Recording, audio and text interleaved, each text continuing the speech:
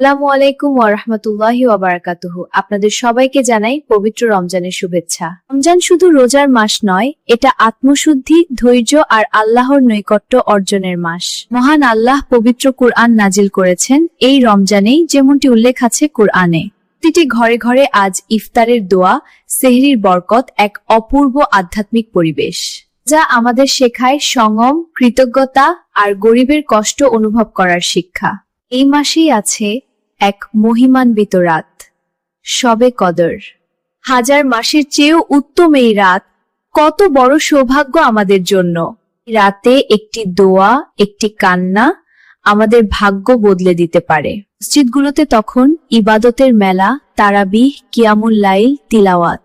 রমজানের আরেকটি গুরুত্বপূর্ণ ইবাদত হলো যাকাত। যাকাত শুধু দান নয়, এটি সম্পদের পবিত্রতা। আমাদের সমাজে অসহায় মানুষ আছে, গ্রামের কাঁচা ঘরে, শহরের বস্তিতে।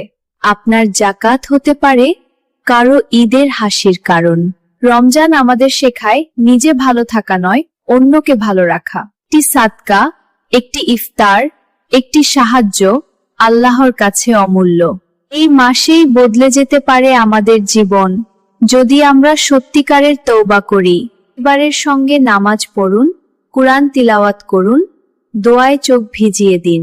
মনে রাখবেন, রমজান বছরেই একবার আসে, কিন্তু এর শিক্ষা সারা জীবনের।